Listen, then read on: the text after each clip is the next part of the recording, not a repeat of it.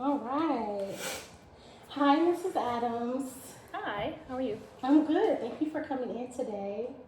Well, today's our feedback session, and so this is a time where we're going to go over your test results. We'll also talk about some things that popped up in testing. Um, we'll talk a lot about, the things that we did in testing as far as the testing, the clinical interview. And then we'll talk about a diagnosis that we came up with and recommendations for the future. Okay. This is also a chance for you to kind of ask any questions you might have or kind of speak about anything that was frustrating for you. Also, if anything sounds like it's not accurate or it doesn't add up, feel free to speak to that. This is supposed to be collaborative, so I want you to feel a part of this process. Okay. All right. Sounds good. All right. Awesome. So you initially came in due to having some concerns. Actually, you were referred by your therapist, Tim Burton, to be seen.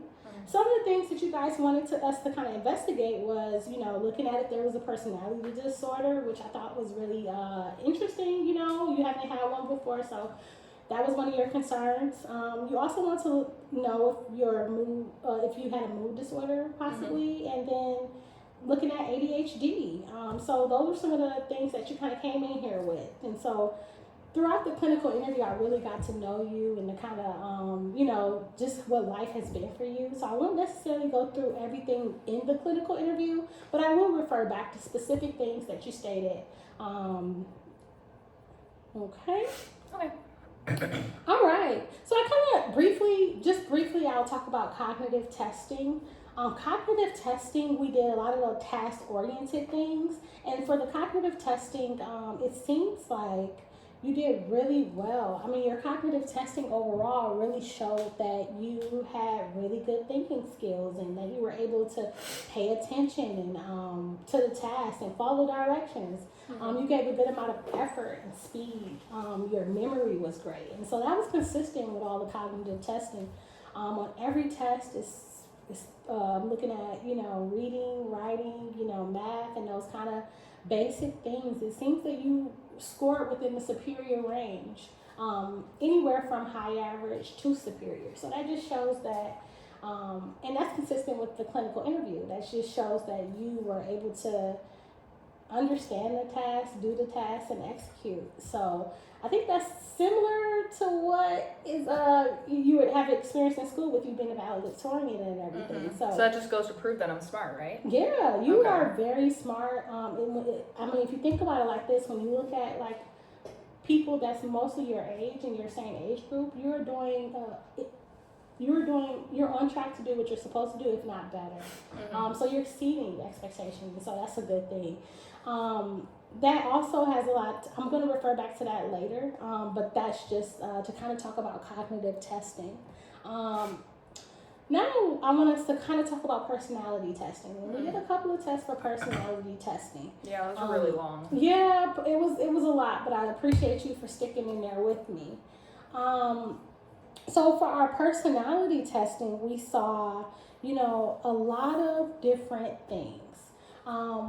Some of those things consisted with emotion. So as far as emotion, we saw that you're dealing with a lot of distress, a lot of feelings of negative emotions, mostly a lot of increased anger, increased anxiety, some concerns for rumination and intrusive thoughts.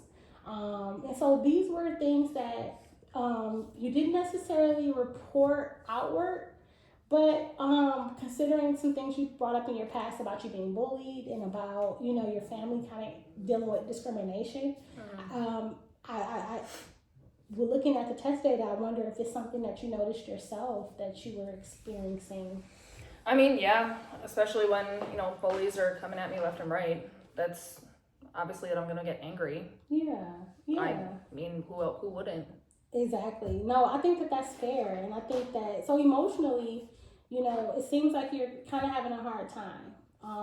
Your scores on all tests that we took kind of showed that you are, that you're having a tough time, and that you probably need even though throughout your life you may have had the psychological resources that you feel like you need, things have changed, and now it's to a point where you probably need a little more assistance. Um, so as far as emotion, yeah, anger, impulsivity. So impulsivity, we also saw that to be pretty high in testing. And so that's on the behavior tip. So behaviorally, that just means that you probably do things without thinking. And some of the things could be situational. You know, you brought up in the clinical interview that you felt like you had to get back at the bullies. And sometimes your ways were creative. But sometimes they had consequences to them, right? And so we saw that too. We also saw things that were consistent with you doing good in school. You know, we saw that you had good cognitive flexibility. As far as the way you see the world, you see it as people normally do. And I know a lot of times you've reported that due to the way you dress and due to the way you present yourself, that people tend to view you a specific way, or you feel like an outsider or ostracized. But based on testing, you know, you do see the world the same way people do. You just present differently, and that's okay. You fit into the culture that you feel most comfortable in, and that's the Gothic culture. And I think that even though it's different, it's I want you to kind of feel normalized in the sense that there's nothing wrong with you. You know, it's just really having issues with adapting to this culture, or then having issues to really accepting you. So. I also want to talk about some other things. There also were some reports about, like, in our reports we saw evidence for a sense of power. So even though you felt like you couldn't have a lot of your power, you did, there were scores that kind of show that maybe to other people they see you as being a little bit dominating, you know? And so I think that it's one thing for us to view ourselves one way, but it's another thing for other people to view us another way. So a big piece of this is throughout all of testing, personality testing, one thing was consistent. We saw that there were patterns in your ability to have positive interpersonal relationships.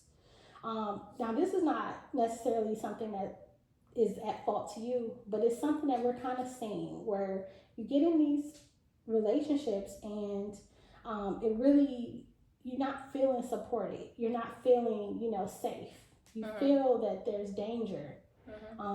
Your emotions, you're internalizing a lot. And that's the anxiety I'm feeling, right? Yeah, that's that anxious behavior, and you kind of brought up some of that just from traumatic experiences that you've been with. So what I did, because testing can be a lot, I did create like a little form for us to kind of go over together, just because I felt like it's really good at kind of just summarizing what testing is. And so what we're looking at is the Johari window. And so this is kind of breaking down kind of what testing has shown for us. When we look at like the cognitive testing, again, we see that you are very goal-oriented, focused, pay attention, good memory. And also that's consistent with the clinical interview. I mean, we really see that, you know, you did things like, you know, valedictorian, you did debate, you were the editor of the school paper. And so that makes sense as to why we ruled out attention deficit disorder, because with attention deficit disorder, you will be able to see that in early childhood. And one of those things is that although you do have some impulsivity, your attention, your memory, and every other aspect in school, at home, with completing tasks, you're able to execute. And so you don't fully meet the criteria for ADHD while you do have some traits. Okay, so if I don't have ADHD, then where is this impulsivity coming from? It has to be coming from somewhere. Well, the impulsivity is really coming from you feeling like you have to react to situations. Specifically, you've talked about, you know, being bullied and being put feeling like you were in danger. And so sometimes when we're in danger, it's our fight or flight, our stress response. And so you're in these stressful situations in that fight or flight. It either makes you move toward a situation or move away from a situation. And it's results show that you tend to move toward a situation. And so sometimes that could be, without thinking, is just react. And that's kind of where the impulsivity comes from. Okay. So that's where that comes from. So that's the open area. Everyone can see that you are very. This is what's known to others. They can see that you are cognitively. You're able to understand and figure things out on your own. This is the area. The blind area is the area where you may have trouble with understanding or viewing. So the personality test specifically showed that you are independent, and some other people might look at you as domineering, but people also see you as charismatic. I mean, they want to be, they kind of envy you in a way, as far as how they see things, but at times you can withdraw from social interactions, and sometimes your impulsivity can affect how other people want to be around you, and so this can be very intense and unpredictable for people to know what to deal with, and so they may stay away from it. And similarly, on your end, it may be intense and unpredictable, so you stay away from it. And so it causes this level of confusion to where it could be a lot. So here in the personality, it's overwhelming. Yeah, it's a lot. And so we see that in this blind area, some impulsivity, some interpersonal difficulties. So that's what we see there. In addition, our hidden area, so this is things that are unknown to other people, but you may know this about yourself, okay? So your hidden area, personality testing showed that you may be guardful, distant. You may have some trauma that you dealt with in the past that you don't want to, that has impacted how you view the world. And it also shows that you really like to have your inner world. You like to have your inner peace. So just because people are around doesn't mean you necessarily need to be around them. In a clinical interview, you brought up, that you felt that you were an introvert, and I think that you kind of talked about areas where you didn't mind being a friend to people, but you really appreciated your alone time. And I think that that's not a bad thing. I think that's actually very common. You naturally need time to recharge and be around these social situations because testing showed that you tend to get really mentally exhausted when you have to go out for social events, crowded parties. So it has a lot to do with, I think it has a lot to do with the past, but it also has a lot to do with your nature of who you are. You just really respect alone time. One of the things you brought up in testing was that you wanted to have like a reject party in one of your stories. And I think that said a lot. It said that you really liked being on the outside sometimes. So then when I don't get that alone time and my mental exhaustion is at its low, that's when I impulsively react and that's when I act out? Well, not necessarily. When you don't get that alone time, you become you get anxious as well because you're overwhelmed, you're overstimulated, and you tend to withdraw in a way that people kind of say, well, why are you withdrawing? But it's more so because you have a need to really fill your inner cup and really process things. The impulsivity seems like it comes from environments where your safety is being threatened. Or if you see someone else's safety being threatened. In the clinical interview, you talked about, really standing up to bullies when it comes time to your siblings or when it came time to other students. And I think that you were just in a fight or flight mode, which is totally fine. So okay, that makes sense. Yeah. So specifically with this hidden area, we see some past remnants of bullying and social withdrawal and social rejection as being an area that could be potential diagnosis for post-traumatic stress. Just because it stems from a place where you endorse past trauma, things that you feared as far as being hurt or being, prosecuted. And that's what people call PTSD, right? Yeah, in some sense, PTSD rises to a higher level. We all have trauma. PTSD is when you either stop doing things that you normally were able to do, or due to feeling those emotions, and you kind of reject those things. You kind of have these emotions and physiological responses to that. So Okay, that makes sense. Finally, when we look at your other personality testing, we see that in every test again that there was consistencies with anxiety, high anxiety scores. And so this might say that, and this is also the unknown area. So was a lot of externalizing behaviors.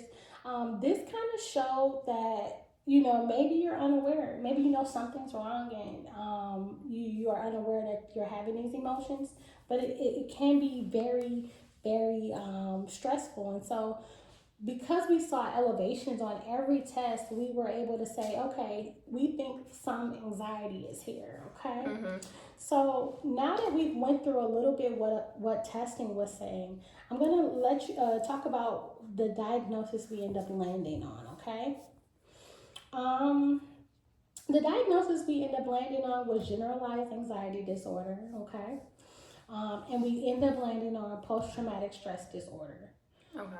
We landed on a generalized anxiety disorder again because across all personality tests we saw elevations and concerns for anxiety.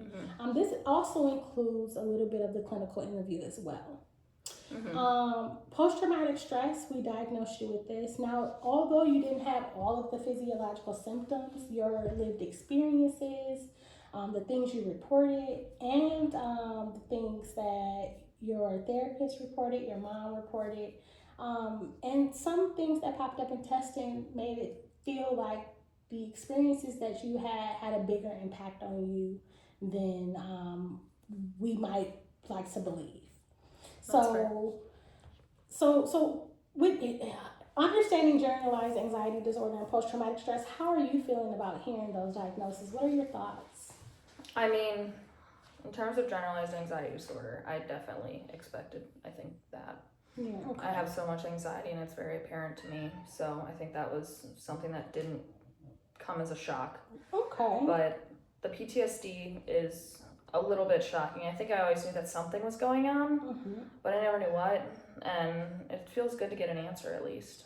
Yeah, like PTSD, I will say, traditionally wasn't really a diagnosis that people considered for regular people. I mean, it used to be a disorder that they used to just give war veterans and people if you go to war. But what we've seen in this field over time is that a lot of minorities and people who are people of color or from other different people from color or people from other different demographics, they experience discrimination, ostracization, sometimes danger, and it can really put them in the state of mind and in the mind frame where they're experiencing PTSD symptoms as well. So that's kind of the history behind that. Okay. All right. So I'm glad that these diagnoses. I'm glad that. Do you have any other questions about the diagnosis at all? No, I just want to know what I can do about it. Oh yes. Well, you definitely. So these are really normalized diagnoses. So I don't. They're pretty common. One of the first recommendations I have for you is to see a psychotherapist, which you are already seeing Tim Burton. So you're already open to therapy, which is a really great thing. You're already engaged. So I have some specific things that I want Mr. Burton to work on with you. And that's going to be kind of different than what you guys have already been doing. Specifically, I want you guys to kind of work on just you receiving constructive feedback, about, interpersonal situations. You guys might do some role play scenarios, and he might give you feedback on how to, maybe not appear so domineering, or maybe to kind of just be mindful of certain things. It'll be really good to give you perspective on how people are perceiving you and how you're perceiving people. Okay, the only thing that I'm worried about with that though is I don't want to change who I am. Oh no. This is not about changing who you are. This is about becoming the best version of yourself. As we get older, we just kind of gotta, we kind of gotta adapt to the new environment. And so you're gonna be going to college pretty soon. And the great thing about college is it's not so high schooly and everybody's not bullies in college. And you kind of become your own person in college. And so this is really gonna just make you shine and become the best you can be. Okay. I like that. Yeah. So you and him will be working on some of that, a little bit of boundary setting and having more difficult conversations about being vulnerable and vulnerable around people specifically. So some days it might feel light in therapy and some days it might be heavy, and that's okay. Okay. We also want to do some accountability training, maybe talk to your therapist about in these moments where you feel impulsive, how to really go through decision making and and kind of weigh in the pros and cons and what of those consequences, okay? Okay. I also have DBT on here. It's dialectical behavior therapy. And that's specifically, I love DBT because it's like all in one, right? So you're doing a little bit of interpersonal effectiveness, you're doing a little bit of mindfulness, a little bit of distress tolerance. It's really good because you're working on managing your emotions, you're working on being present in the moment, and you're working on conflict resolution. And so that's that interpersonal effective piece. Okay.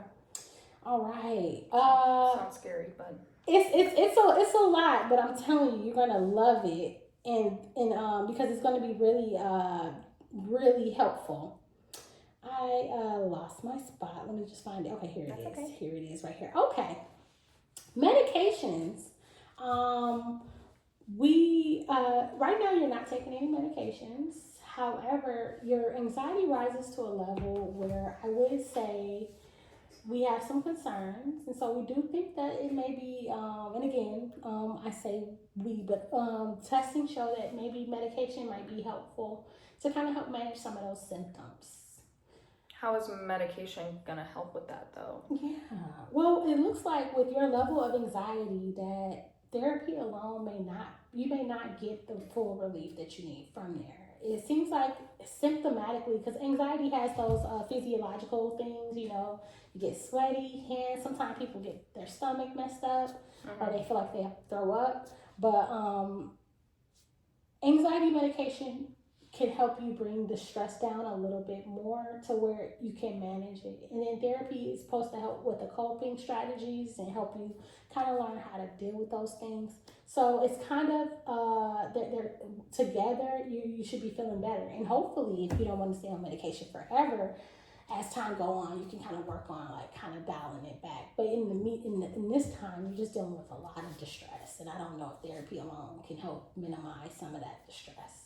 Okay, so I don't have to be on it forever though, because I don't want to be my age and have to be on it for the rest of my life. That sounds nuts. Well, I can't say whether forever, but it would be something that you should really talk to with your therapist, your doctor, and your prescriber, the psychiatrist. They'll be able to kind of work with you on what your goals is with medication and your fears and questions and concerns. I'm no expert, but I have seen it change people's lives. So. Okay, and that's supposed to be done alongside the therapy work. Because the idea of it is that we don't want medication to be like a one fix thing, and to be honest, there's no magic pill that's going to change anything. But therapy kind of helps you to kind of gain the skills and really work with a person, and I've seen where doing both of those really help. Okay. All right.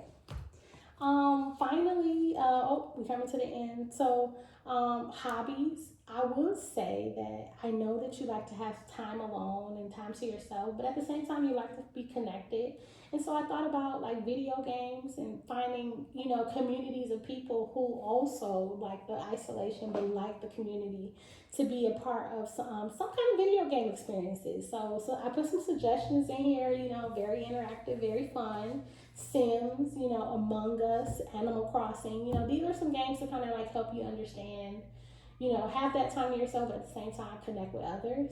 So I think it could be fun. Again, it's experimental, so everything I suggest isn't 100%, but I thought it was worth a shot.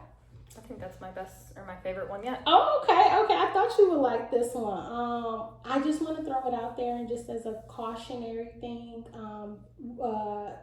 there is bullying in the gaming world as well, and so as things, be mindful of that, and as things arise, talk to your therapist, or feel free to leave in a community that's not being welcoming and opening and accepting.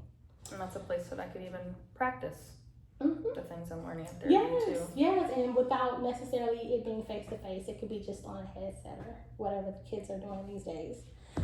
Finally, volunteering experiences. You have talked about, the fact that you don't like, the fact that you've been bullied throughout your life, and you're starting school, and I think that being a part of a social group that's a part of the change, your impulsive behaviors in the past have contributed to like some consequences, but you can actually be a part of the change.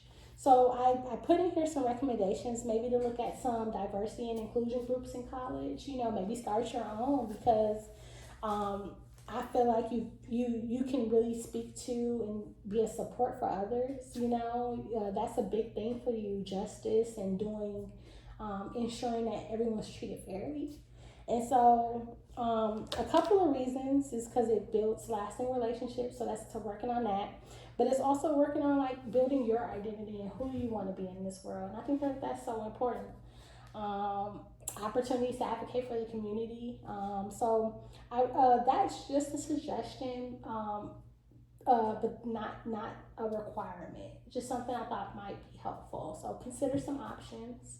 Other than that, that's all I have. Do you have any last minute like questions or concerns? No, I mean, there's some of them that kind of scare me and kind of worry me, but I guess, well, if I have any more questions, like after I let it sit for a little while, will I be able to talk to you again? Please do, yes. I'm going to give you a printout of this assessment. What I encourage you to do is go home, mark it up, highlight it, look through it. You're going to have questions after today. Today is just kind of I would say just a start to your journey. Talk about this with your therapist for sure. And then if you have any other questions, we can definitely, I can email, or you can schedule a time to come back. Because I want this to work for you. So let me know. Okay. That makes me feel better, as long as, if I have any, because I don't have any right now, so, but I'm sure I will. Yeah, and I also have my contact information towards the bottom. And I have my business card attached to this as well. So feel free to give me a call. Cool. All right. Well, it was a pleasure testing with you, and good luck to you in your future. Thank you. All right. And cut!